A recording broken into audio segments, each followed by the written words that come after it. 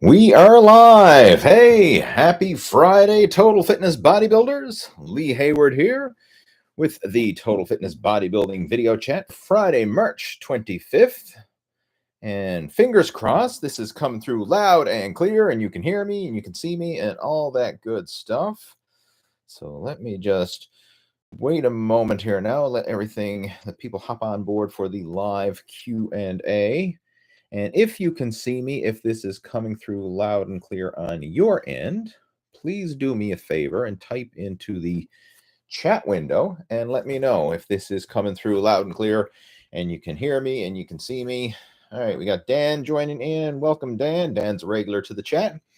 And if you are a regular to the chat, let me know. Type a R into the chat window. Let me know if you're a regular. And if you're new and this is your first time tuning in, type the letter N into the chat, meaning you're a new viewer to the chat. So let me know. And Dan saying I can hear you coming through. Appreciate it, Dan. Much obliged, my friend. Thank you. Good stuff. Glad to hear it. So the way these chats work, for those of you who are brand new, I mean, welcome. It's always nice to have new people tuning in. But I'm going to be hanging out here now for the next hour and basically answering questions that you may have with regards to fitness and nutrition, fat loss, muscle building, any specific challenges that you have with your eating or with your workouts. Feel free to type those topics of discussion into our chat window, and I'll do the best that I can to help you out over the course of our chat today. And for those of you who are new, and you're probably wondering, like, who the heck is this guy? Who's this Lee Hayward guy, right? Well, just let me give you a quick little introduction. I mean, in my case, I started online. I'm one of the pioneers to the whole online bodybuilding and fitness scene. I literally started my very first website online back in 1997. And to kind of put things in perspective, the internet as we know it, where it's a public network and you can share and interact like we do now, only became legal in 1996. So I've been around since the start of the internet. So how I actually started it is I was very passionate about bodybuilding growing up. I mean, I started working out when I was 12 years old, started competing in bodybuilding when I was 17, and I was very passionate about it and working out from a very young age, like from 12. When I went to college and I started studying computers in college, this was back in 1997. One of our term projects that we had to do was to create a website. All right. And that was, we had a web development course. Now, of course, web development back in the late 90s wasn't as advanced as it is today. It was basically just an HTML website. But we had to create our very own website for a term project. And of course, me being a bodybuilding enthusiast, I decided to create Lee Hayward's Total Fitness Bodybuilding back in 1997 as a school project. And I put that website online.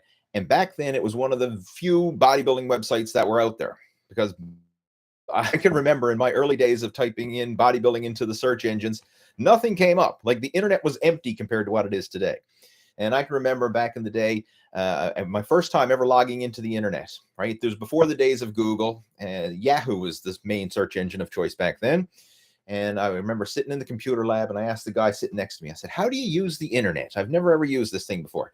And he says, you go to Yahoo and you search for something. I said, okay, sounds good to me. So I typed in Yahoo into Internet Explorer on an old 486 computer with dial-up internet access. And I typed in, the first thing I ever searched for was bodybuilding, and nothing came up. The internet was empty. Like, all it was a few websites there explaining like terms and definitions. And there was a couple things came up, like bodybuilding is lifting weights to build your muscles and stuff like that. But there was no articles, there was no workouts, there was no videos, there was none of that stuff like we get today, where you type in bodybuilding and you get 10 gazillion search results. So the internet was basically empty. And when I launched my website as my term project, where I shared some of my own personal workouts and shared some photos of bodybuilding competitions that I had done and things like that, it started getting crazy traffic because there was nothing else out there. So everybody who was involved with the internet, or everybody who had internet access, I should say, and who went in and did a search for bodybuilding or anything workout related, my website was popping up first page of all the search engines, because there was nothing else out there. And that really gave me a big boost, I guess, back in the day. And from there, it just kind of spiraled. So from then, I started creating programs, and I started actually doing some coaching. When YouTube came around in 2006, I started putting out workout videos on YouTube. And sure enough, it's just kind of evolved since then. And here we are now, 2022, and I'm still at it. Right. So just to give you that background, because I know a lot of people who are new to the total fitness bodybuilding world, new to me, you're probably wondering, like, who the heck is this Lee Hayward guy, and why should I listen to him? Well, I've been around since the start of the whole online bodybuilding and fitness scene, and this is a passion project of mine, and has been for many years now, for going on multiple decades now, and I'm still doing it. So for those of you who are new, welcome, and hopefully you've got some benefit from that little introduction. So what we can do now is, if you do have any questions or topics or anything like that that you would like to discuss, feel free to type those in. And I see a lot of people are typing away, so I'm just going to jump right in now and take it away. So I got myself a piping hot cup of coffee. It's a decaf coffee because it's the PM. I usually drink either tea or decaf coffee in the PM. Only drink the caffeinated stuff in the AM. Still tastes as good. I just like the taste of the bean. Drink my coffee black. Let me know, how do you drink your coffee? Do you drink it black? Do you put cream, sugar, milk, stevia? What do you put in your coffee? Let me know in the chat window. All right, Dan is joining in. We got Brian joining in. Brian's a new member. He says he's new to the video chat, but he's also new to the Muscle After 40 Blueprint coaching program. He came on board this week. So welcome, Brian. Glad to have you joining in. And he's diving in head first. Right? Sign up for the coaching program, attending the video chats. Much respect for you taking action and making it work. We've got Sean joining in. Welcome. We've got Jesse joining in. He's new to the video chat. Welcome, Jesse. Sean saying, Lee, can you bench over 300 pounds? I haven't benched over 300 pounds in a long time. It's a shot in the dark. I'm assuming I still can. My all-time best bench press I did back in 2005, and that was when I was competing in powerlifting, and I did a double body weight bench press at the time. So I was weighing in at 220 pounds, and I benched 445 pounds. Was my all-time best bench ever. That was a gym lift, right? It wasn't a competition lift. My best in competition was 407. I did that in competition, but my best in the gym bench press was 445, and I did that back in 2005, back when powerlifting was my main focus. How come when strongmen deadlift, their noses bleed? That just doesn't apply to deadlifts. That can apply to any maximum effort lift. And I'm going to share this because I used to experience nosebleeds myself quite a bit. And there's numerous reasons for why this can be. But what often happens is the blood pressure is so extreme when you're doing a max effort lift, like a power lifter who's attempting a 1 rep max, and a seasoned power lifter. So someone who has the ability to generate a lot of effort and a lot of intensity, because how much you can generate, how much intensity and effort you can generate, that's something that has to be developed. Because if you take someone who's out of shape, unconditioned, and then ask them, okay, like, perform at your all-time best, like, they don't have the what's the word? They don't have that a sensory acuity in their body where they can actually muster up all their power and focus it in that one explosive burst. And to be able to develop that skill to, generate a maximum effort in a one all-out lift, that takes a lot of skill, like to have the nervous system in tune so that you can fire on all cylinders when it's needed and exert maximum effort. But when you exert maximum effort for those 1 rep max lifts, you create such pressure in the body, blood pressure and just tension all over, that very often it can cause nosebleeds. It can actually cause the eyes to go bloodshot. The muscles and everything else. You're getting small tears in the muscles as well, because when you exert that much force, you're really creating a lot of damage. And what often happens is it's just the sheer blood pressure can cause nosebleeds. And where it can be really problematic is if it's happened once and then it doesn't fully heal over, and then you're continuing to lift, then it's so much easier to re-aggravate those weakened blood vessels, and then they can bleed a lot more frequently. And this was what happened to me. Is I used to have some weak blood vessels, and if it broke and it bled, and then it just clots over, and then you place pressure on it again, you could easily cause it to bleed again, because the vessels haven't really had time to fully heal and recover and strengthen. So it's it's like a weak link, and it's just getting patched over with a blood clot. And then when you exert more effort and stress, you can easily like break that blood clot and cause it to bleed again. So a lot of times you'll see powerlifters who are leading up to a meet. I mean, probably in their training, they experience some nosebleeds when they're peaking for the competition. And then you sometimes see them in competition, they re-aggravate it again just through the maximum effort lifts, and it causes them to bleed. But you see that's common.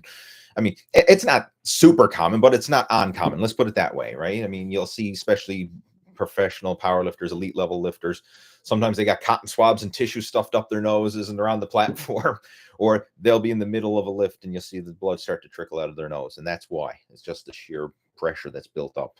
And I used to experience it a lot myself. And again, I had to get my nostrils, some blood vessels in my nostrils cauterized because of it.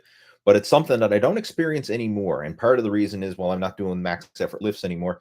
And I've really, those weakened blood vessels that I used to have and used to constantly keep re-bleeding each time, they've since healed over. And knock on wood, I haven't had a nosebleed in like maybe a couple of years or more. I can't remember the last time I had a nosebleed. So, but it used to be a frequent thing for me. Anyway, moving on. I know that's a long-winded question, but it's something I wanted to address because that was an issue that really plagued me for a while. All right, Paul's joining in from Saskatchewan. Welcome, Paul. Glad to have you tuning in. Dario's joining in, and Dario's a regular to the chat, and he follows the group over on Facebook as well. I know he's after going through a few of the Lose Your Gut challenge groups. And just a heads up, not in April, but probably in May, I'll be doing another Lose Your Gut challenge group. So just kind of planting the seed there for those of you who are interested in participating in the Lose Your Gut challenge. I'll be doing another one in May. Okay, what else we got there? Sean is saying, do you like blueberry pancakes? Absolutely. Who doesn't like blueberry pancakes? We make our own high protein pancakes, and I actually have a recipe showing how to make high protein pancakes. And if you want, you can put blueberries or raspberries, or heck, you can even put chocolate chips in there, especially if you get the stevia sweetened chocolate chips. It can be a nice little way to jazz up your pancakes, add some extra flavor. But blueberries are especially good because a lot of antioxidants, and it's a healthy berry for sure. If you want to get that recipe guide, I'll post a link to it, because I know whenever I talk about something in the chat, there's going to be some people saying, well, where can I get access to that recipe guide? Just a second. Now I'm going to type it in there and get the link for you. But it's my top 5 high protein recipes.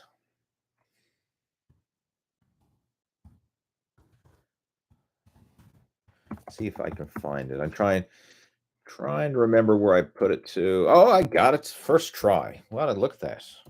The old mind is still sharp, right? I'm on a different computer than I normally use, and it wasn't like coming up in my, when you start typing stuff into Google. I mean, it automatically just starts popping up. So I'm on a different computer right now. But there, I just typed in the link. It's my top 5 high protein recipes, and high protein pancakes is one of those recipes. There's also a high protein oatmeal recipe. There's high protein ice cream, high protein pudding, high protein cupcakes, different recipes that you can have as part of a fat burning that will satisfy your sweet tooth and make those cravings much more you satisfy your cravings without ruining your diet. Basically, that's what it's all about. And that's one of the keys to sustainable fat loss, is finding alternatives that allow you to still enjoy healthy eating without blowing the diet. And that's one of my strategies for sure, is those high protein recipes, and the pancakes is one of them. Yeah, Jamie joining in. Welcome. Let's see what else. Brian's got a question. He says, it's my first week with the program. Did the workouts on Monday, Wednesday, and Friday. I want to stay active this weekend. If we want to go to the gym or do some exercise, is that okay? Yes, I would certainly encourage it. And what I recommend, Brian, is on your off days from weight training, try and stay active, whether it's going for a walk, whether it's going for a bicycle ride. I mean, if you want, you can even go to the gym and do extra cardio. like you can certainly keep yourself active, and I encourage it. In fact, one of my default habits that I've ingrained now is every single day I want to get some form of exercise, whether that's a weight training workout, whether that's going for a walk, whether that's going for a bicycle ride, or maybe it's doing some home workouts, could be body weight exercises, or maybe even like a follow along yoga workouts or something like that. But every day I want to do some form of exercise. I want to be able to, like, if I was checking it off on a calendar, I want to, like, did I exercise today? Check. Yes, I did. And ideally you want to, check off every block on that calendar. Say, yep, exercise every day. Something. Now, something is better than nothing. It doesn't always have to be like 2 hour, kill yourself in the gym with high intensity weight training. I mean, your exercise could literally be going out for a little walk, right? It doesn't have to be super hardcore. It's just consistency over intensity.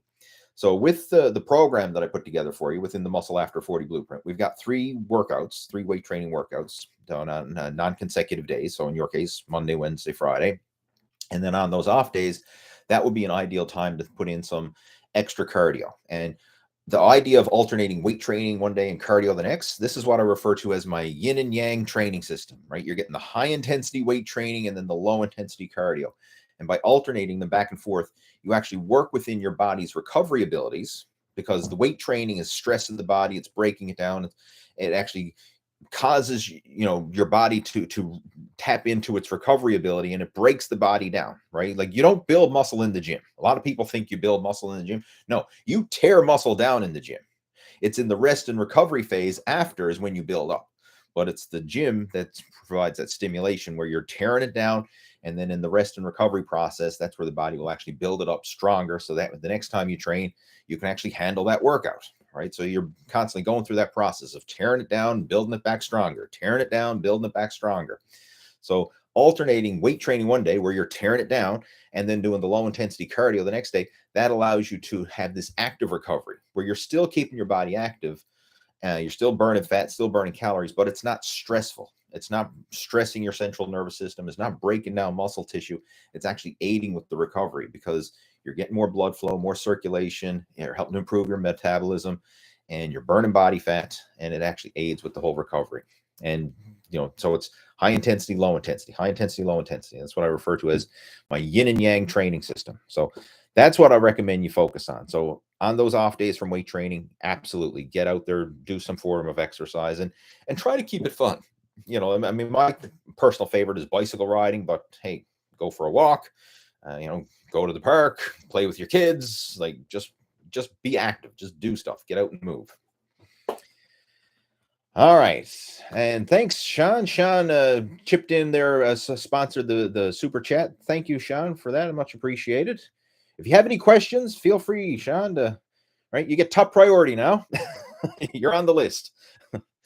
Right? That bumps you up the list there of priority for questions. Jamie's saying you're a living legend. Well, I'm living. A legend in the making. I guess so. Thanks. Appreciate it. Sean says, would you rather be an electrician or a plumber? Both are very valuable professions, because if your electricity ain't working, you're not happy. And if your plumbing ain't working, you're not happy. But personally, I think I would rather be an electrician because, it's a less shitty job, if you know what I mean. Whereas a plumber could be a shitty job. And speaking of that, I actually had to hire a plumber just recently to fix a toilet in one of my rental apartments. So a very critical job, right? I mean, like, I know it's not glamorous, but it is by all means essential. And so is an electrician. But if I had to choose one or the other, I probably would choose the electrician. Good question. I know it has nothing to do with fitness, but get you thinking. All right, who else we got there? We have Tabiso. Tabiso. I know I'm butchering your name, but you know who I'm talking to. IP Man. He's got IP Man in the end. I know IP Man. I've watched those videos. Those are cool videos. Who can't respect that, especially if you're a martial arts fan? Anyway, he says, you're looking good, man. I want to look like you. Ha ha ha. Well, thanks. I'm going to take that as a compliment. Robert's joining in. He says, I drink coffee with coffee black creamer protein powder. I drink coffee black creamer and protein powder. Okay.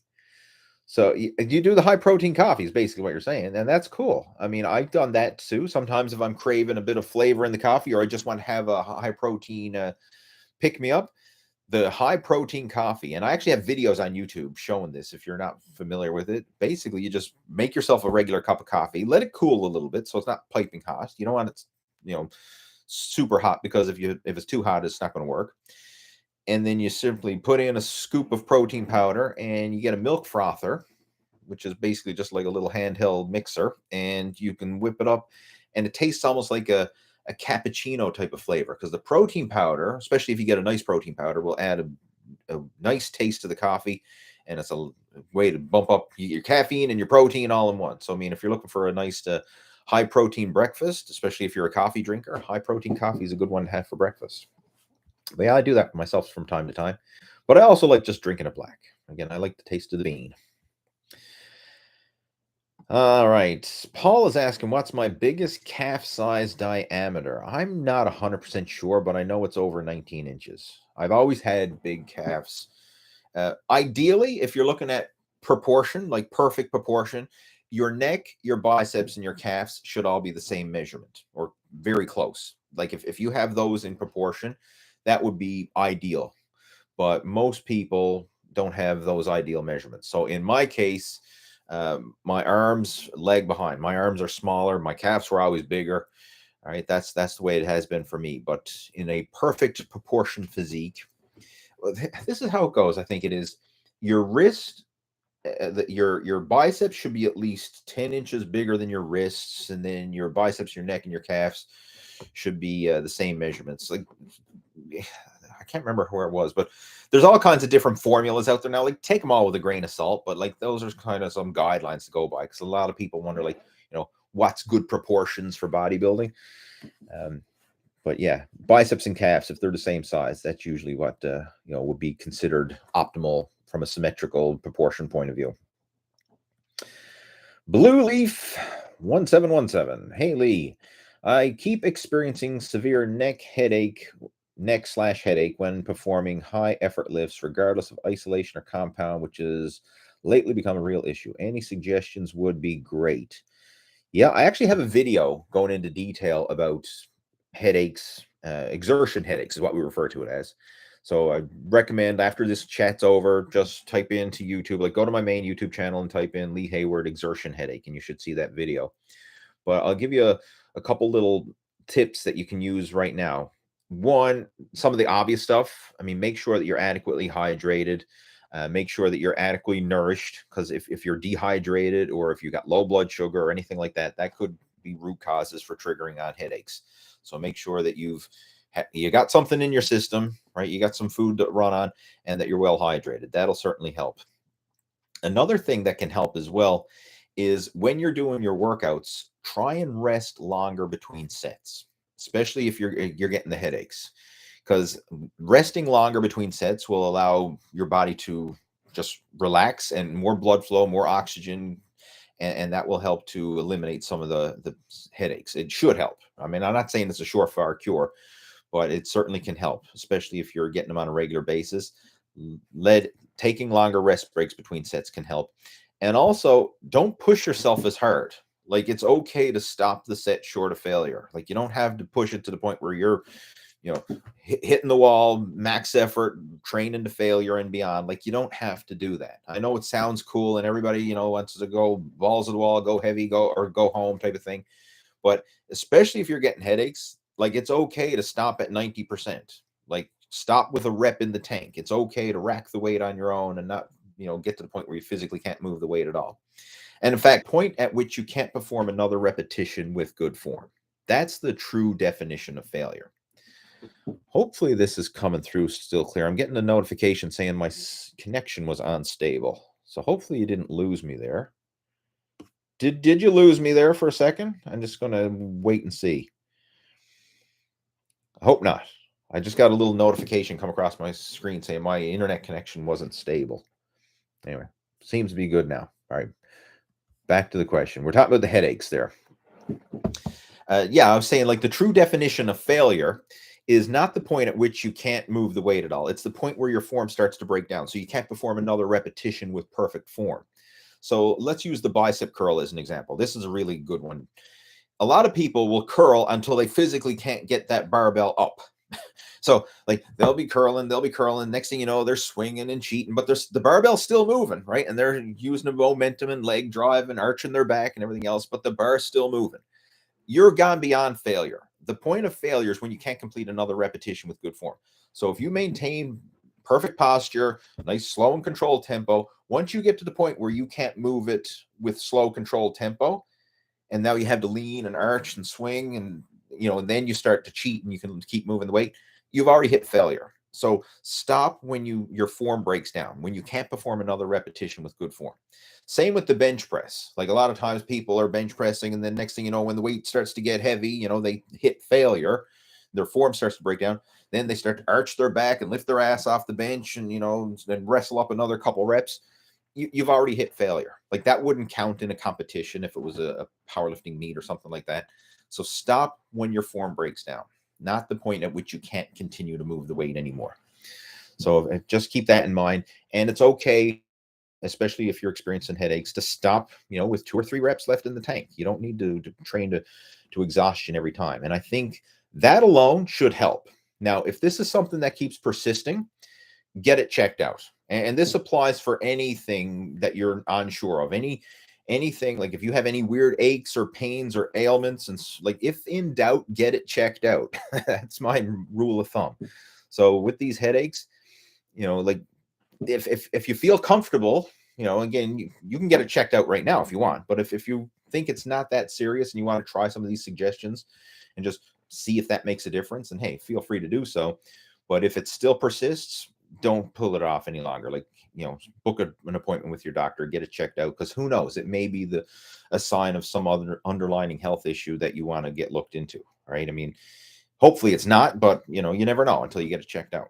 So if in doubt, get it checked out. Sean's asking, do I still use creatine? Yes, I do. 5 grams a day is usually what I take. That's the reason why I say usually, is because I do have some, there's one supplement that I have. It's like an amino acid / creatine mix. And that has 3 grams of creatine per serving. So if I'm using that, then that'll cover my creatine needs for the day. But if I'm not using that, I usually just take a single scoop of the creatine monohydrate powder, and the scoop is a 5-gram scoop. So between 3 to 5 grams of creatine a day is what I usually use. And I just take it on a daily basis. Same as I take my vitamins on a daily basis. I just take creatine on a daily basis. David Jones joining in says, hello, sir. I gotta say, looking damn fine. Everyone give me all kinds of compliments. What are you trying to do? Like, pump up my ego or something? Appreciate it, though. Thank you. Sean saying, I want to deadlift 500. I did 425 recently, and it was fun. Good. I mean, that's a solid goal to shoot for. I know my personal best deadlift that I ever did was 530. Was my all-time best deadlift. And again, I did that back in 2005 in my peak heyday of powerlifting competition. But yeah, I really like doing deadlifts, but that's something I haven't been able to do lately myself, because I've had some injuries. I've torn both biceps, and I've had an injury, a torn muscle in my upper back, and I can't do heavy deadlifts anymore. Like, if I push myself now, starting, like, if I go over 300 pounds with deadlifts, is like playing with fire, right? Like, that's kind of like my threshold, 3 plates aside. And if I go beyond that, then it's just a re-injuring old injuries. That's the phase I'm at now. So that's why I'm not into powerlifting and pushing myself to the extremes anymore. It's all about health, mobility, and longevity.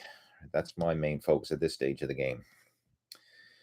Where do you buy creatine?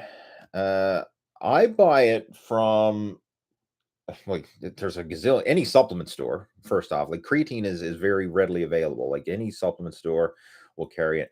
But I usually get mine online, and where I've been getting a lot of my creatine and amino acids and different supplements like that, there's a company called CanadianProtein.com. Now, obviously, it's Canadian based, if you haven't kind of guessed by the name, CanadianProtein.com. And I'm not sponsored by them or anything like that, but I just find that they're a private label company. And what it is they just sell the pure raw ingredient supplements. So, like, you buy creatine, it's just like a plain package, pure creatine.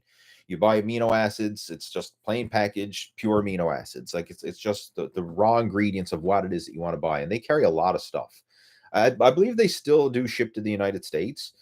Again, I don't know what the deal is as far as shipping or customs or import fees or anything like that, but I order it because I'm a Canadian and I get it from CanadianProtein.com, and they've got a lot of stuff there. So sometimes some, like, any weird or wacky supplements, especially like individual amino acids or whatever, I mean, you can get it through there. And they even have some good protein powder too. I really like their vanilla whey protein. So I usually get my vanilla whey protein from there, and I get my creatine, and I get GABA from there as well, and amino acids. I buy my essential amino acids through there. So yeah, that's a company where I get my stuff from. But again, creatine, any supplement store, your GNCs or Vitamin Shoppy or wherever you go. I mean, any supplement store, we'll carry it. I run this live chat. Without me, the ship would sink. Why, maybe it would. This is Sean saying. keep her afloat, Sean, buddy. Keep her afloat. All right. Oliver says cheap. Creatine is cheap. He says cheap, I mean. So he's asking, where do you buy creatine cheap? Creatine is one of the cheapest supplements out there. If you look at it on a gram for gram basis, serving basis, whatever, it is cheap. Like, you can get 1,000 grams of pure creatine monohydrate for 30 to 40 bucks, in that range, maybe less, depending. I mean, you might get it on sale or whatever, but it's like 30 to 40 bucks for 1,000 grams. And 1,000 grams is a lot, because if you're using 5 grams a day, you got a lot of creatine. You got a lot of servings. Back in the day when creatine first hit the market, it was astronomically expensive. It was like out of this world. I remember the first container of creatine I bought. It was 100 grams, and I paid, literally, it was $99. So it was 100 grams, $100. So it's $1 a gram for creatine. It was insane. Like, that's the same as if you went out and bought your 1,000-gram creatine jar and paid $1,000 for it. Like, that's how expensive creatine used to be when it first hit the market. But now, where it's become so popular and so mainstream, the prices has gone way down. I mean, it's crazy. So, I mean, creatine is cheap. Like, it's literally pennies a day to use it. So you don't need to go bargain shopping for creatine. Like, just get the big 1,000-gram container. Pretty much any reputable brand is as good as the next. When it comes to a lot of these supplements, like, as long as it's a reputable brand, like brand X is going to be the same as brand Y, because most of them are getting the same raw materials from the same manufacturers anyway. So, like, if you use Optimum Nutrition creatine, or you use Dimetized creatine, or you use like Canadian Protein creatine, or any other brand of creatine, like, it's all going to do the same thing. Like, you could swap one for the other, and chances are you wouldn't notice a difference, right? Like, it's all the same stuff. All right, moving on. We've got Craig joining in. Oops, my screen is jumping there. He says, I've heard you mention that every meal you have a lean protein and vegetables to begin with. Can you talk more about that? What about breakfast, snacks, etc.? Do you mean all veggies, corn, potatoes, etc.? All right, great question. And this is one of my core principles, habits that I try to adopt, is protein and veggies with each meal. And don't take it too literally, because I'm flexible with this. And what I mean by flexible is, sometimes if I can't get solid food protein, then I will have a supplemental source of protein. So, like, for example, breakfast time. If I'm in a hurry and I want to get something quick for breakfast, I might have a protein shake or protein powder as my protein source for breakfast. Same thing when it comes to the vegetables. If I can't have solid food vegetables, then I will supplement it with greens powder. Greens powder is basically just like you supplement protein powder to get more protein, you supplement greens powder to get more vegetables. Greens powder is basically just vegetable extracts. So I always keep protein and creatine, or protein and greens. Get my supplements mixed up. Protein and greens on hand. Those are like, I don't even consider them supplements. I just consider them like powdered foods. So protein powder is my powdered protein, greens powder is my powdered vegetables. So for breakfast, for example, if I don't have solid food, protein and veggies, I'll have protein and greens. And that applies with any meal. Like if I don't get an adequate serving of vegetables or adequate serving of protein with a meal, then I will supplement with the protein powder or the greens powder to make up for it. Another times, some like when I'm having breakfast, for example, like sometimes I'll have vegetables or fruit. So I might have like I might have some Greek yogurt, stir in a scoop of protein powder. So then I have a nice high protein. It's like a high protein pudding. And then I might have some fresh berries with it, strawberries and blueberries and raspberries, whatever. So I have the yogurt and the berries, and that's a nice simple breakfast to make. And I'll have that instead. So it's technically not vegetables in that case; it's protein and fruit, but I'm still getting some fiber, still getting the antioxidants and the nutrients from the fruit. So protein and veggies, or protein and fruit. So I'm always trying to get the natural unprocessed foods in there: your protein and your fruits and veg. And that applies for like snacks, everything. And in my case, I do eat a lot of vegetables. So like with my main meals, especially lunch and dinner, lunch is usually always like a large garden salad with some sort of protein added in, whether it's like chicken breast or some sort of protein like that. Dinner is usually like obviously it's a cooked protein, it's a cooked starch, and a cooked vegetable of some sort. I mean, it could be meat, potatoes and steamed vegetables. It could be chicken, rice, and some other sort of vegetables, whether it's a salad, steamed or stir-fried vegetables, grilled vegetables. But it's always, whenever I look at my plate, I always want to have third protein, third vegetables, and a third complex carbohydrates. Like that's when I'm sitting down to a meal. That's what I always look at. It's like visualize your plate in thirds. Think of it like the peace symbol, right? Like you have the line there, breaking it up into thirds. 1/3 is protein, 1/3 is vegetables, and 1/3 is complex carbs. And if you follow those guidelines, that'll put you in the ballpark for proper nutrition. Like even if you're not strictly counting calories and tracking macros and everything else, but you just think 1/3 protein, 1/3 veggies, 1/3 carbs, that'll put you in the ballpark. I mean, it's good enough. And for most people, good enough is good enough. You can make progress with that. It doesn't have to be 100% precise and perfect and calculated out to the exact gram. And we just need to be in the ballpark. All right. And of course, there are situations where you do need to be precise. If you're doing everything good enough and it's not working, then okay, we need to get more precise. But most people are not even doing things good enough. So going from a shitty diet to a good enough diet, that's a big step for most people. And you can usually make a lot of progress in that transition. I'll be honest, my diet is not perfect. It's good enough, but it's good enough consistently. And that's why I'm able to still make progress and enjoy the process. Sean's saying try Amazon for creatine, and absolutely, Amazon's got some good deals on supplements, including creatine.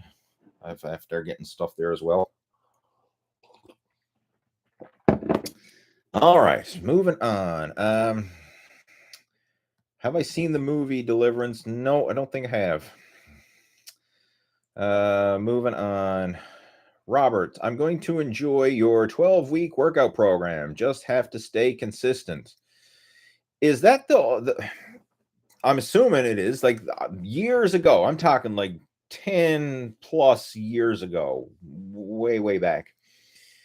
No, it's even more than 10 years ago. Maybe it's pushing 15 or more years ago. I put together a PDF program. It was Lee Hayward's 12-week program, and it went viral in the bodybuilding fitness world. Like it was shared on bodybuilding.com and T Nation and all the different, big websites back in the day. This is before, the days of Facebook and Instagram and social media like we know it.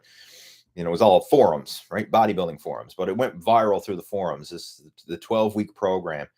And it's still floating around. I mean, a lot of people are still following it, and I still get emails on a regular basis of people saying, hey, I'm following that 12-week program. So I'm assuming that's the one you're referring to, Robert. And like I say, it's a solid program for sure.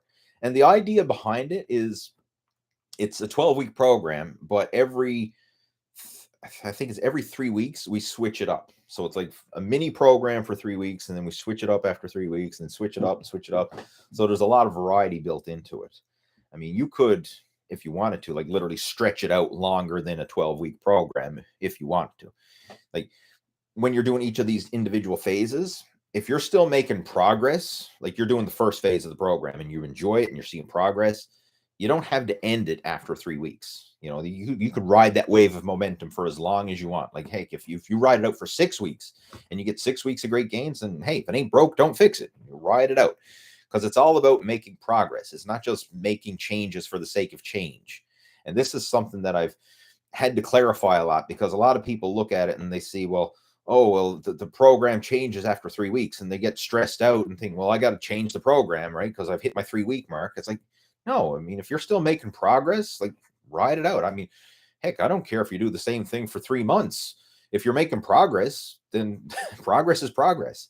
And some of my coaching students, like I've seen some guys, they're following the same core workouts, but they're good enough and they're good enough consistently, and they've got the habit in place. And I know some guys have literally been doing the same program for a year and making amazing progress with it. And they enjoy that structure, that consistency, you know, the program that they can rely on. And I've even, you know, touched base with them. I said, like, do you want to change it up even just for variety's sake? You know, like, hey, I mean, I know you're making great gains and you're seeing amazing progress, but do you want to change it just for the sake of trying something else? And a few of the guys are like, nope, I'm enjoying what I'm doing. It's working. I'm sticking with it. And I say, hey, if it's working, you know, it ain't broke, don't fix it. And one of my personal coaching students that I'm working with now, Craig War, I actually featured him up on my website. Like, he's made an amazing transformation over the past year. You know, went from, you know, dad bod, you know, belly fat and out of shape, to lean and ripped and in the best shape of his life. And he's been following the same core 4-day-per-week workout program for the past year. And like I say, has been making amazing progress with it. He enjoys it. And I've reached out to him many times. I say, you know, you still doing the same program? Yep, still doing it, still working. I say, well, man, if it's working for you, keep going.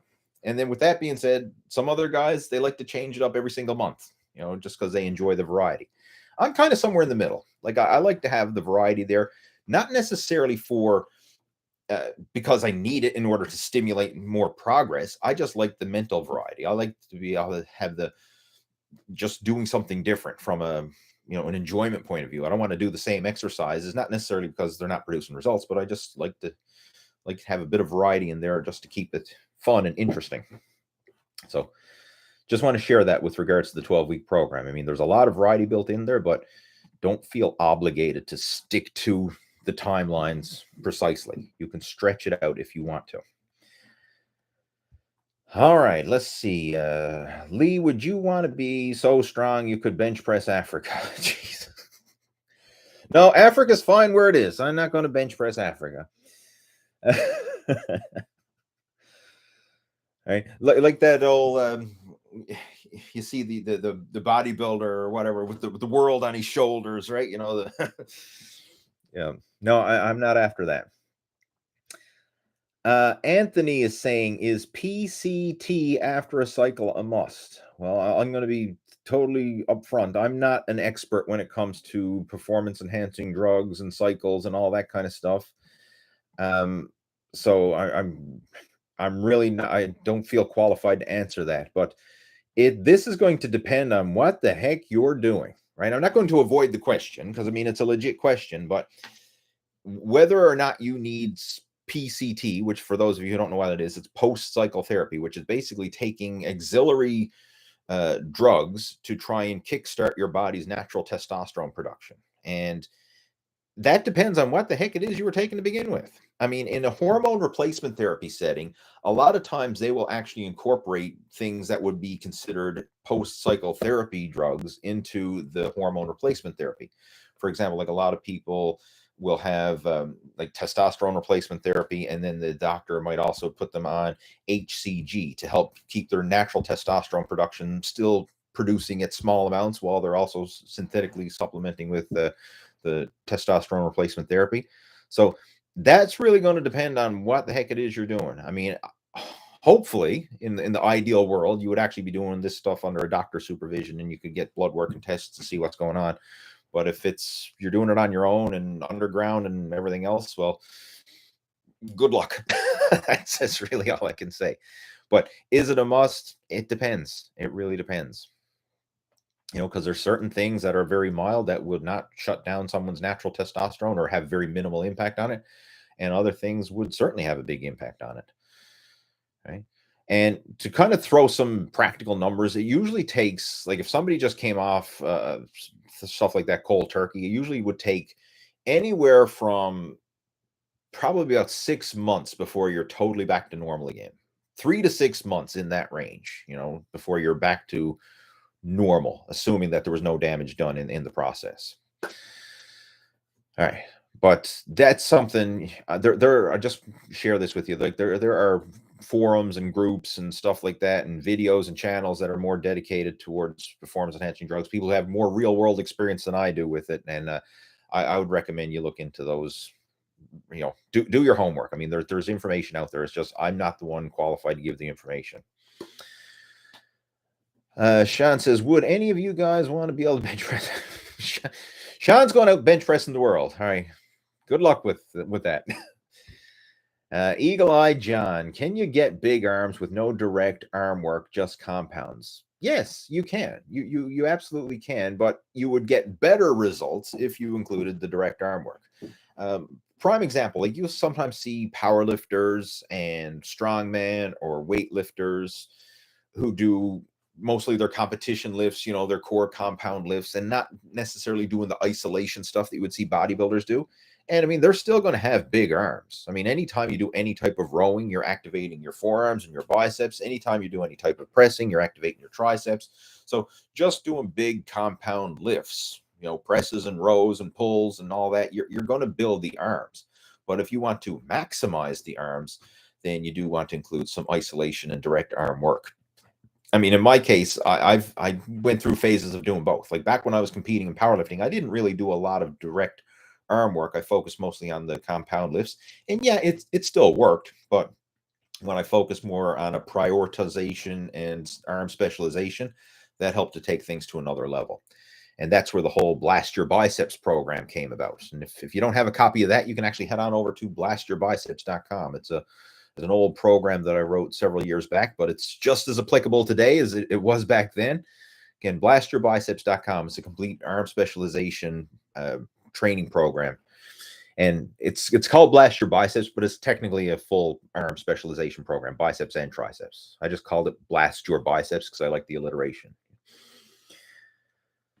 Wouldn't be the same ring if it was Blast Your Biceps and your triceps. Well, that doesn't sound bad either, but I just Blast Your Biceps sounds cool. And of course, it was a follow-up program to Blast Your Bench, right? I think just like the alliteration of the Blast Your B, B as in biceps, or bench, or. All right, moving on. What else we got there? Let's see. Tommy is joining in. I lost all my muscles. All right. If you need help finding them, feel free to send me an email. All right. We can discuss it, because I mean, that's a very general, open-ended question. Well, I don't even know if it's a question. It's just a statement. But if you would like some help with like a customized fitness and nutrition program, or you have any questions or anything you want, feel free to reach out to me. And I've got my email address down in the description below this video. It's lee@leehayward.com. Or you can friend me up over on Facebook. I also got my Facebook link down there as well, if you want to friend me up over there and connect. I like using Facebook. I got to say, I am a Facebook fan. I've heard some people say Facebook's for old people, right? All the young people are on TikTok and Instagram and everything else. But I'm an old person, so I like Facebook. Let's see what else we got there. Sean saying, do I ever get mad and start swearing out loud? Not very often. No, I try to keep that under wraps, right? I've got a 5-year-old child, and I don't want to set a bad example. Plus, I don't like it. If anybody hears me swear, it's because I really mean it. I'm not one of these people who just randomly swears, for no reason. If you ever hear me swear, it's Lee's pissed if he swears. Put it that way. We have Intellectual Ninja Monkey. Wow. That's a lot of skills. Intellect and ninja and monkey all in one. What's your opinion on Olympic-style weightlifting for building muscle and being athletic? That is, can you have great results in both domains for hypertrophy and athleticism without them? I don't mean, I'm not sure what you mean by without them, but Olympic lifting. I've never ever been formally trained in Olympic lifting, but I have a lot of respect for Olympic lifters, and it's one of those sports or one of those skills that you look at a seasoned Olympic lifter. Yes, they're still going to have a lot of muscle. Yes, they're going to be super athletic and they're going to be explosive. And if it's one of those things. Like if I had my time back, would I have prioritized it more? Maybe I would have. And I do respect guys, and some of the strongest people I know do have a foundation in Olympic lifting, right? Because it does certainly emphasize technique. But the thing is, it builds explosiveness, and it builds a lot of technique and tendon and ligament strength. And you will see a lot of muscle as well. Tell you another sport if you're looking for just being athletic and agile and functional strength, gymnastics. I think pound for pound, gymnasts are probably some of the strongest people out there. Because you see like a seasoned gymnast, and some of the things that they can do and the strength that they build, like that strength carries over into other sports. Like I've seen seasoned gymnasts then take up powerlifting afterwards. And in a very short period of time, I mean, they can be doing like double body weight benches and triple body weight squats and stuff like that, just from the sheer strength and power that they've developed through gymnastics. So that's another sport that has a lot of practical carryover. Olympic lifting, especially, that's another one as well. That certainly has practical carryover into other sports. And you see this like in a lot of athletics training. They will use that type of stuff foundation in a lot of cases.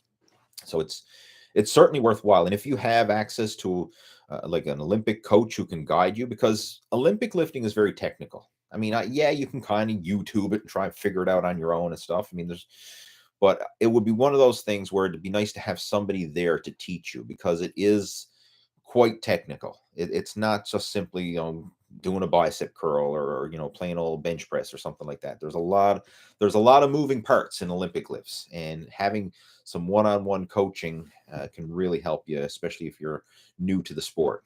And that's something that I never had when I was younger. And looking back at it, it probably would have been cool to have that there, to just lay that foundation. We've got Raf joining in. Says, I'm having bicep tendonitis, so what would be a good exercise to replace pull-ups and bicep curls, or what would be your suggestions for doing back and biceps while the biceps healing? All right, bicep tendonitis. Do you mean like elbow tendonitis? Like I'm not sure where the pain is specifically generating from, but obviously it's aggravated when you're doing pulling and bicep work. Now, you may be able to alleviate it or work around it by changing your grips. Like, and I'll give you a prime example. Like sometimes when I've had tendonitis flare up, like in my case, I used to get a lot of elbow tendonitis, like either golfer's elbow or tennis elbow.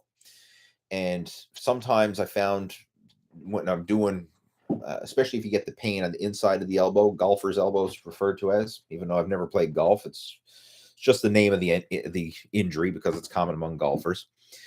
But I found that anytime I would do bicep and pulling moves, it would sometimes hurt. But if I changed my grip, I could work around it. So instead of doing like a regular bicep curl, I would do a hammer curl, and that would allow me to work around it. Same thing when it comes to pulling exercises. Like sometimes just changing up your grip or your hand positions will allow you to work around it. So maybe try like a V-bar attachment instead of having, grabbing a straight bar attachment. Using cable pulleys and sometimes even resistance bands to work the muscles instead of free weights. That sometimes work around it that way. Other things that I found helpful as well, using lifting straps to reinforce your grip. So that way you can kind of just use your hands as hooks and not have to exert a lot of grip strength. And sometimes by not exerting a lot of grip strength, you take some of the tension out of the tendons and ligaments, and you can just focus on then pulling with your back instead of activating the arms to as much much of a degree. And I found that that sometimes would help. So very often when I'd be doing any rowing exercises and I had tendonitis issues, I'd wear lifting straps. Even if my grip was normally not a weak link, I would use the straps anyway, just so then I didn't have to exert my grip as much. And in doing so, it eased up the tension in the tendons and I didn't place as much strain. But the key with this, the most important thing when working around tendonitis is you don't want to aggravate the injury. You want to give it time to heal. Because if you keep aggravating it, then you're just going to prolong the whole process and it's just going to keep dragging on and on and on. But you want to avoid re-aggravating it. So even if you have to skip training those body parts for a little while or train them ridiculously light, just kind of go through the motions and focus on like just pumping the muscles without actually, placing stress on them. Or again, try different hand positions, different exercise variations, and just see if you can work around it. Because tendonitis is a very weird thing. Like sometimes, a certain position causes excruciating pain, and then you just rotate your hand to another position and there's no pain at all. Like it's just if you activate or you pull on the tendons in those certain ways, you create a lot of pain and discomfort, but then you change it. And sometimes you can actually do a decent workout without causing pain or discomfort. So if you can find exercises or grip variations that allow you to move without pain, by all means do it. But if not, then I would either just train those body parts super light, like literally like warm up weights and kind of go through the motions within your pain threshold, or just avoid training them altogether for a few weeks and just let it rest and heal up on its own. And if this is something that's persisting, it would probably be a good idea too to check into maybe a physiotherapist who's used to working with athletes and is familiar with this. Because, maybe they can help you with some ultrasound treatment or something like that to help break up any scar tissue, and maybe massage and different things like that to help as well. All right, where else was I there now? We have Pat Socks 34 joining in. So what's up? We have Anthony joining in. Don't you get enough BCAAs from your food? Oh, good question. Yes, you still get amino acids from food, but the benefit from supplementing with amino acids versus eating amino acids, meaning eating protein, is amino acid supplements are very rapidly digested and absorbed. And I'll give you an example. Let's say we're eating a chicken breast. All right. When I eat a chicken breast, I got to chew it up, swallow it, digest it. And that's going to be sitting in my stomach for several hours before the body actually breaks it down to the essential amino acids that it needs. And those amino acids can actually be utilized by the body. So from the moment of eating to the moment of utilization, there's a several hour window. Whereas if I take an amino acid supplement, that can be consumed and actually utilized by the body within 20 minutes. It's very rapidly absorbing, very rapidly utilized.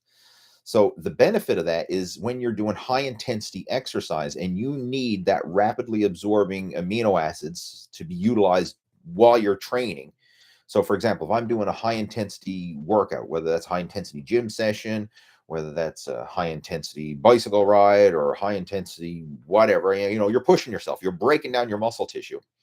If I start chewing on a chicken breast, that's not going to do me any good during the workout because it's just going to be sitting in my stomach and it's not actually going to be broken down and utilized until several hours later.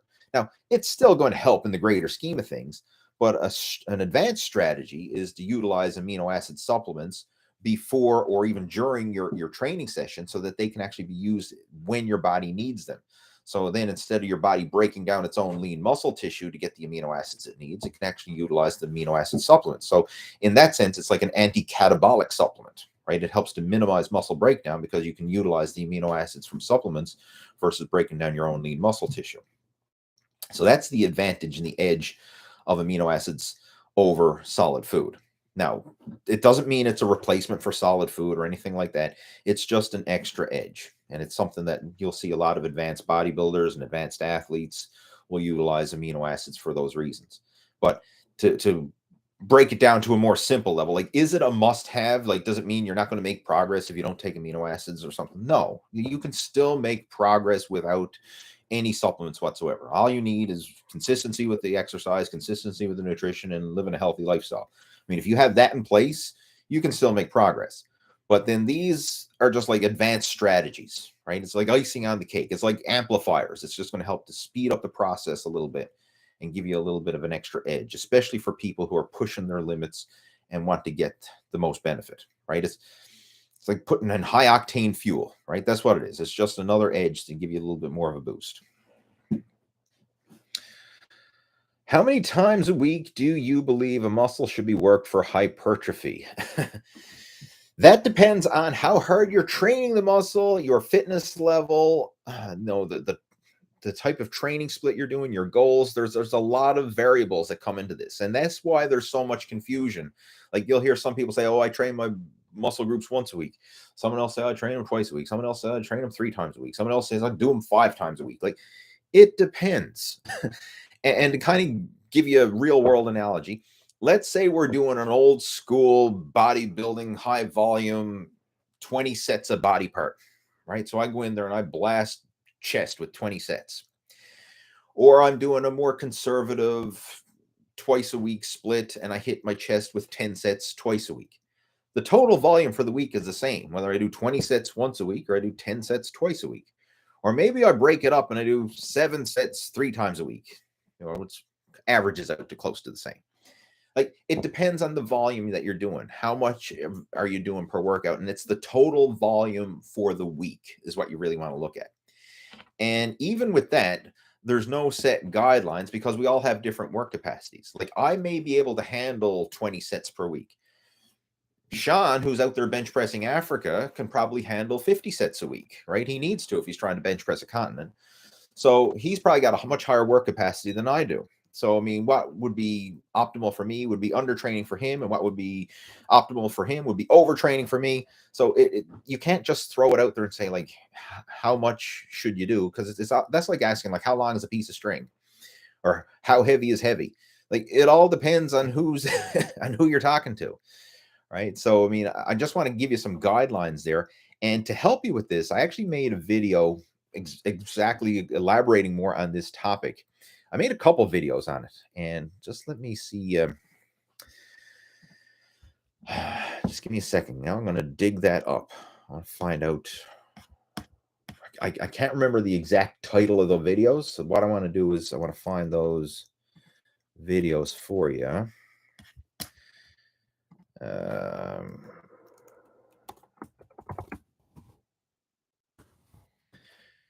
Let's see. One video, it was if you just do a search for Lee Hayward, train each muscle once or twice per week, you should find it. Because that's literally the title of the video is train each muscle once or twice a week. Doesn't really matter. In fact, what I'll do is and then I think I have another one in there somewhere. But that's the one that I would recommend you check out first. All right, I'm just going to copy that link into our chat window for you. So if you're watching this right now, the link that I post is the video that I go into detail about training each body part once or twice per week. And I go into more detail and give some real world examples. But ultimately, it really comes down to a lot of trial and error on your part. Try it both ways and see what works best for you, what you enjoy the most, and how your body responds. In my case, I'm hitting each muscle group 3 times a week because I'm doing total body workouts, but they're low volume. So I'm not going in there blasting 20 sets per muscle group. I'm usually doing 1 or 2 exercises per muscle group, maybe 3 to 5 sets each at most. So anywhere from maybe 6 to 10 sets at most per workout for a muscle group. Actually, probably even more on the conservative side than that. Because what I usually do is I'll do usually one major exercise for each muscle group, and then I'll just go through a series of different exercises so that I hit my total body. And then the next time that I train, I'll change up the exercises. So I'm still hitting the total body, but now I'm doing it with different exercises. And I like to cycle through different workouts that way. And this one provides a lot of variety and a lot of stimulation, mental stimulation, just keep the workouts fun. But it also provides that frequent muscle stimulation without getting overly sore. Because one of the drawbacks of doing the traditional, like, high volume workouts where you go in there and you blast a muscle group with, say, like 20 sets, very often then you're painfully sore the next day, right? Like it's a you get that delayed onset muscle soreness and then you can't move. Like how often have you seen guys say, "Oh, I trained legs yesterday and now I can't walk up a flight of stairs," or "I trained shoulders, now I can't lift my arms to brush my teeth." Like it's you train a muscle, overkill, and now it's so painfully sore the next day. Whereas if you do a little bit more frequently, you don't get into that delayed onset muscle soreness. I mean, yeah, sometimes I'll feel a little bit of fatigue where I know I trained, but it's not delivered. It's not setting me back. It's not so painful that now I can't function the next day. And I like that. I don't like being in pain. I like being mobile and not feeling the soreness. So that's why I usually do total body workouts where I do a little bit for a lot of muscles so that I don't get that deep muscle soreness and where it hinders my mobility the next day. All right, moving on. What else we got there? Lost my spot there. Where was I to?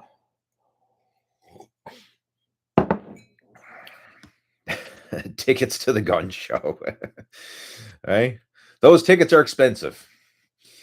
What else we got? Eagle Eye John saying thanks. Blast your biceps. There we go. Lee Dunnigan joining in. Do you have any tips to improve grip strength? I have a pair of hand grippers at home. Or is there any exercises I can do while in the gym to improve my grip? Yeah, a lot of stuff. One that's a cool strategy. Fat grips. If you've ever utilized them or have access to them, fat grips are awesome. And there's a company actually called Fat Grips. If you just do a Google search. And what they are is it's basically like a rubber sleeve that you can put on over a barbell or a dumbbell handle or a machine handle.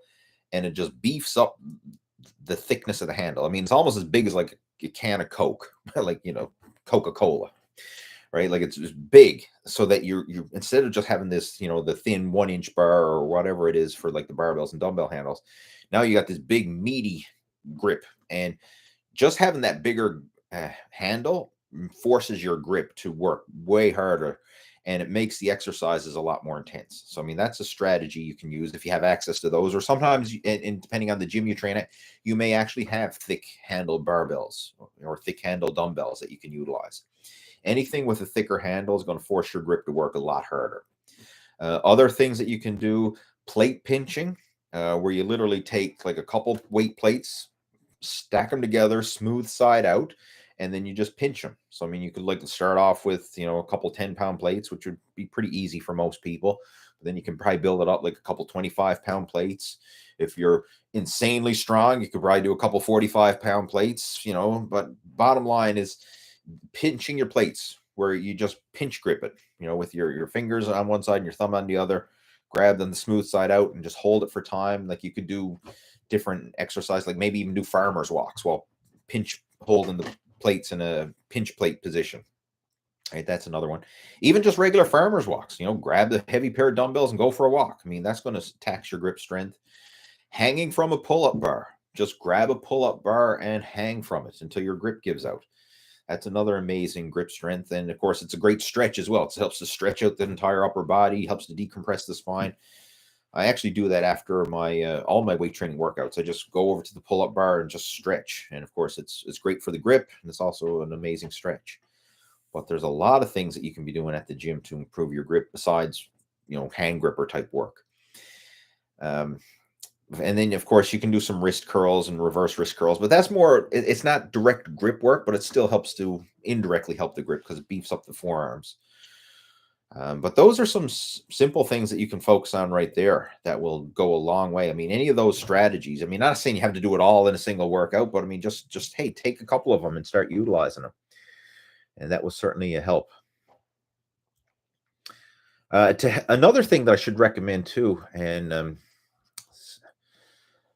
trying to think where the hell is it too. I got an ebook. It's called Huge Freaky Forearms, and it's an ebook that I wrote about grip strength and development, but it also covers about forearm development, but it also covers a lot of grip strength techniques as well. Lee, if I think we're friends on Facebook, I'm almost positive we are. Send me a message through Facebook to remind me, and I'll send you a copy of that PDF. It's called Huge Freaky Forearms. It's a PDF report that I wrote. I wrote it several years ago, but again, the information in that is just as applicable, now as it was back then, but I've got it saved on my computer and I can just forward you a copy of it. So send me a message through Facebook or send me an email and I'll forward it to you. That applies to anybody who's watching this, by the way. If we're friends on Facebook or whatever, reach out to me and I'll send it to you. John is saying, did you know doing slow rep speeds targets slow muscle fibers? When they say lift slower, you're not using maximum muscle activation. Yes and no. All right. I totally understand where you're coming from. I mean, yeah, you're not going to exert maximum force and maximum power if you do a super slow motion rep. Like, you do need to lift with speed to engage maximum muscle, the fast twitch fibers. But from a muscle development and hypertrophy point of view, you can certainly get great results using a slower tempo and more controlled muscle contraction. Like, prime example, like doing a super fast bicep curl where you're just using speed and momentum to curl the barbell. That's not going to be as effective as if you did a slow motion curl where you actually got a muscular contraction and not just using speed and momentum. So it really depends on what it is you're trying to achieve. Like, if you're just trying to be as fast and explosive and move weight, then yeah, you want to train fast and explosive and to move weight. But if you're training for hypertrophy, it's a different style of training for sure. And it all depends on the exercises too. Like, certain exercises work better with more faster explosive moves, and certain moves work better with slower controlled.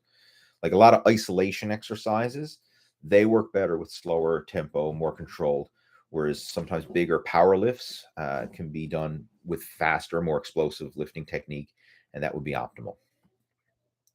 So there's a lot of gray area when it comes to this. And that's why it can be confusing, because you go and you read an article and someone says, like, well, this is the way everybody should do it because this works in this particular situation. And then you could look at another situation where the exact thing he said should work is the complete opposite. So that's why I like to take this bigger picture, more broader perspective approach. Like, I don't say this is right, wrong, good, bad, or black, white. There's a lot of gray in between. And that's why it's important to have these type of conversations, because it depends. Like, prime example, I mean, if I was giving training advice to a 20-year-old who's looking to bulk up and get as big and strong as possible, that's going to be totally different than the advice that I'm going to give a 50-year-old who's looking to lose the gut, get rid of the dad bod, and lower his cholesterol and get back in shape. Like, yeah, both are males who want to get in shape, but one is, say 130 pounds, he's 20 years old and he just wants to bulk up, and the other one's 230 pounds and he's 50 years old and he wants to trim down and lower his blood pressure and reverse type 2 diabetes. Totally different dietary and training protocols in both situations, right? You can't just swap it and give one recommendations to everybody. It's not a one size fits all cookie cutter approach. So when you read these articles and stuff and someone says, hey, everybody got to do this because this is what I'm doing. No, it's not as simple as that. Right? There's a lot of gray area out there. Let's see what else we got. Why do you worry about what you look like so much? I don't give a shit what I look like. Do I look like I worry about what I look like? People were complimenting, saying that I was looking good, and I made a comment about it earlier, but no. I mean, I don't think, look, I got buzzed off gray hair. I don't think I'm too worried about what I'm looking like. What else we got there? Briar's joining in. Got Craig joining in. Thanks for the earlier answer. You're welcome. Next question. All right. Part 2. What is a simple way to figure out how many calories you need? Best app for tracking and how to cut out for losing weight? How much to add muscle? Again, all right, I'll try and simplify it the best I can, but there's no one size fits all answer for this. The simple thing, what I would recommend to give you an accurate representation of calories, is start tracking what it is you're eating right now. Like, we can safely assume within reason that you're probably eating close to maintenance. Like, especially if your weight has been kind of stable, like over the last little while, we can assume that you're averaging a calorie maintenance. Most people are. Now, it may be a very slight surplus if you're slowly gaining weight, but overall, it's probably averaging close to maintenance. So what I would recommend for anybody who's new to this is just start tracking your food intake. Now, I mean, you could use something like MyFitnessPal, or there's a gazillion different apps out there. I mean, they all kind of do the same thing. I've got a customized nutrition tracking app that I use with my coaching students, but MyFitnessPal is one that's fine. That would work.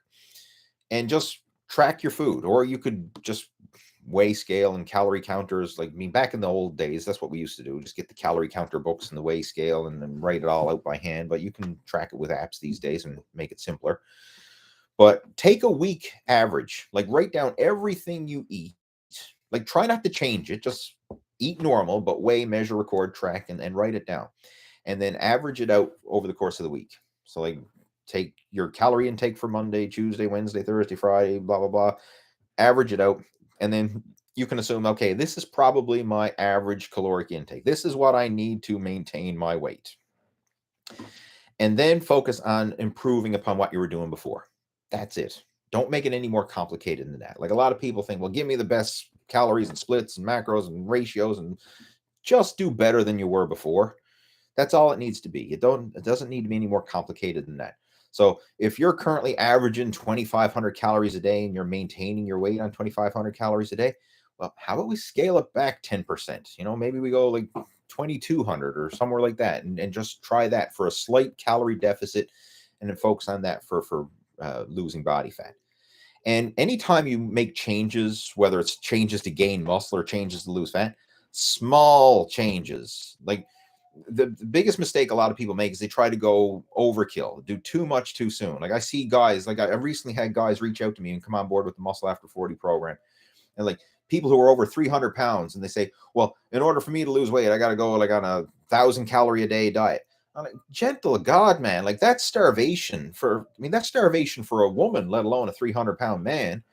Right. So, I mean, like, trying to just starve yourself into shape it never works. And the reason for that is because you can't sustain it. Okay, yeah, you starve yourself for a week or two and you might see the weight drop, or maybe even suffer it out for a month or two and see the weight really drop, right? Maybe you drop 20 pounds over the course of a couple months of starving yourself. But then how do you feel when you're starving yourself, right? You're feeling hungry and irritable, and you can't function. Your strength and energy's down the toilet. The hunger and the cravings start to kick in. And it's only a matter of time before eventually you run out of willpower and you say, screw it, I can't do this anymore. And then you go binge eat, and then you gain all the weight back again. And now you're fatter than ever, square one. And you say, oh, I tried that diet and exercise stuff and it didn't work, right? It's because you tried to go overkill. You have to make small, subtle changes so that your body can adapt to it and that you actually enjoy the process. Anytime you try and do things drastically, right, like, it's not sustainable. And that's the problem with these crash diets that so many people go on. I mean, yeah, it works while you're suffering it out, but, like, who wants to suffer it out for the rest of their life? Like, do you want to go the next 40 years of suffering it out? Probably not. Right. So think of it this way. If, when it comes to a diet plan, if you can't sustain it long term, so it's only a short term diet plan, the results are only short term. It's only going to last as long as you can do it. So, like, people think, well, I'm going to go on a diet for the next month and I'm going to starve myself and I'm going to lose weight for beach vacation.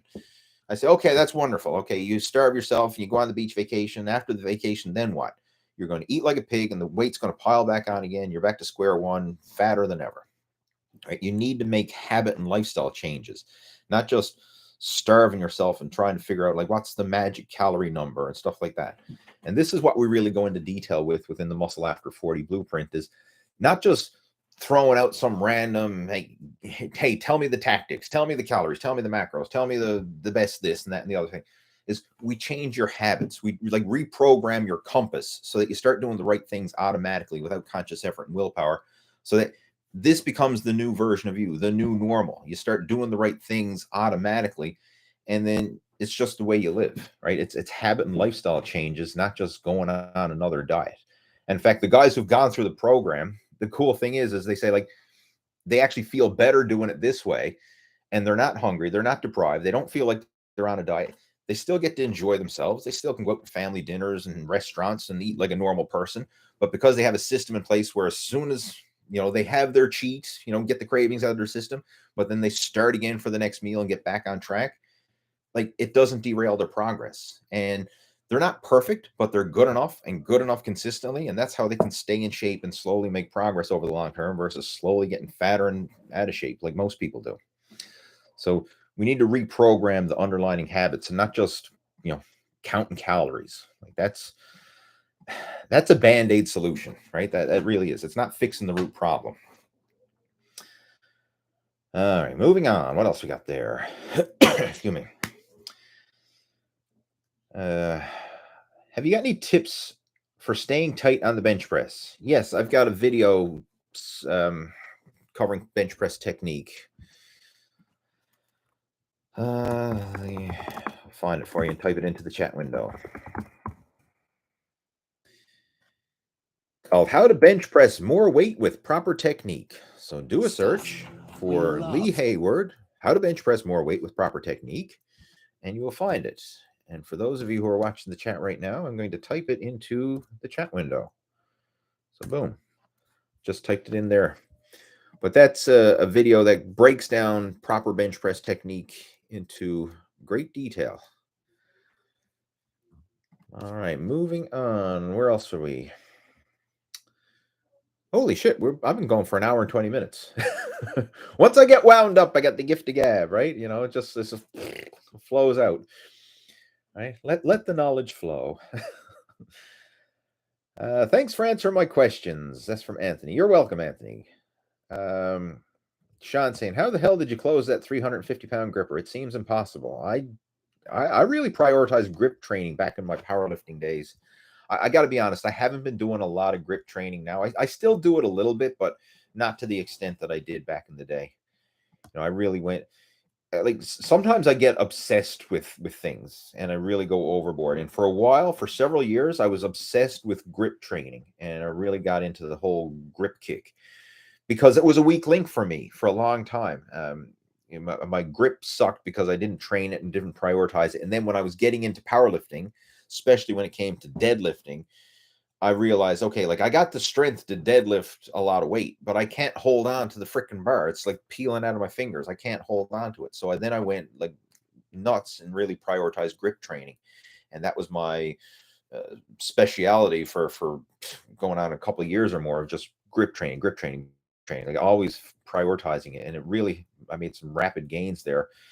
So that's that's how that came about. And I studied everything. Like I was on like searching like, the people who would different strongman and guys who were doing different feats of grip strength. Like back then, the Captain of Crush grippers and a lot of different grip strengths was very popular. It was almost like a cult following. And I was part of several groups and stuff that were really just prioritizing grip strength, and bought several books and courses and stuff and got coaching from guys who were doing it, and even like nail bending and tearing decks of cards and rolling up frying pans and all these, tearing phone books in half, like all this crazy old grip stuff like people were doing. I mean, that's what I was prioritizing for a few years. I never did tear the phone book in half, but I did tear a deck of playing cards in half. I had that one mastered. I could bend nails, like take like a 6-inch nail and bend it. You'd wrap it with leather so it wouldn't rip into your skin, but you'd wrap the ends of the nail in like leather straps so you'd have something to grab onto. And then there's a certain technique of bending the nails. But I had that.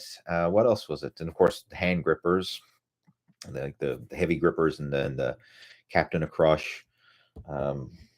Rolled up frying pans. That was another one, right? Take a steel frying pan and roll it up. But like I said, I was right into it for a while, and I even bought books. Like I've got some old books and courses from guys who were big into the grip training back in the early 2000s. So that was an obsession of mine for a few years. Okay, what else we got? We got Roshan joining in. We've got John is saying, do beta blockers delay adrenaline after heart attack? Talk to your doctor about that one. I really don't know. I'm not even going to go there because I'm not the one to give advice on heart attacks and beta blockers. So that's something you should discuss with a medical professional. Vince is saying optimal training frequency a week for a body part. We kind of covered that earlier. Someone was asking about this, and I actually recommended some videos to that. So Vince, when this video is over, you can check the replay. That'll be posted in there. What else we got there? Yo Banty, I think. Yo, he's saying good morning. So obviously you're in the other corner of the world. Good morning to you. It's good evening for me. That's nighttime in the sky. Simone or Simon, I think it's Simone. What type of program do you recommend for seasoned lifters who are past 50 and have ectomorph body types? That really depends on your fitness level. It does, and what it is that you're trying to achieve. Like, so if you want some help with a customized program, or you would like to questions about you and your specific training situation, either feel free to email me, and I've got my email down in the description of this video. It's lee@leehayward.com, or friend me up on Facebook, and we can chat back and forth through Messenger that way. Okay. And RC's joined Nancy. I agree. Diet should be sustainable. Even so, it might get hard as I had to get to 150 pounds, 155 pounds to show abdominal definition, much lower than I had anticipated. That's a good point. A lot of people who go on a fat loss diet underestimate how much weight they're going to need to lose in order to get defined. Like a lot of guys say, well, if I only lose 10 pounds, I'll be ripped. And then they lose 10 pounds and they look exactly the same as they did before. They're just 10 pounds smaller. Like, very often you got to lose a lot more weight than you realize in order to get lean muscle definition. I mean, if you've ever seen a bodybuilder, a fitness competitor, or physique competitor, anybody like that, and you've seen the transformation that they went through, they had to lose a lot of weight, right? A lot of weight. Like, especially, you look at some heavyweight bodybuilders and stuff. Like, I've seen guys who 250 pounds off season with visible abdominal definition, and they would diet down to light heavyweight, which is under 198, to compete. So even though they still could see their abs, now granted they were like smooth, but they still had visible abdominal definition, meaning there wasn't a gut and a belly roll. It was still 6-pack abs, but there was, they didn't have crisscross striations and veins popping out everywhere. They were still like smooth. And they'd have to lose 50 plus pounds to get shredded. Right. So very often you got to lose a lot more weight. So like if you've got rolls of fat, or you got a gut sticking out, you ain't just going to lose 5 or 10 pounds and be ripped. No, I mean, you're going to have to lose a lot more than you realize. And this is common for a lot of people who are new to, especially new to physique, meaning like bodybuilding and physique levels of definition. But that makes a lot of sense for sure. What else we got? Thanks for the tips and suggestions. It helped a lot to decide on what to do and what not to do. Okay, well, you're welcome. And that concludes the video chat. All right, guys, I'm going to get ready and glue it up. Hopefully you enjoyed it. Hopefully you got some benefit from it. And if you did, please hit that thumbs up button. That helps me. And if you would like some help with a customized fitness and nutrition program, or if you have any questions related to anything that we discussed here today, or you want me to elaborate on anything, reach out to me. Send me an email, leeh@leehayward.com or lee@leehayward.com. Either one, it's fine. They'll come to my either to my website address or to my personal address. Or friend me up on Facebook, right? And I've got all the links and everything else down in my description below. And if you look for me on Facebook, just search for Lee Hayward. You'll find me. And there, yeah. So have yourself a great weekend, and I'll be back here again next week. Same time, same place. I'm going to try and keep this consistent. So live at 5. That's what I'm going to be doing. Going live every Friday at 5 p.m. Eastern time. So book that into your calendars, and I'll talk to you next Friday. We'll be live at 5. Have yourself a good one. Take care. Over and out.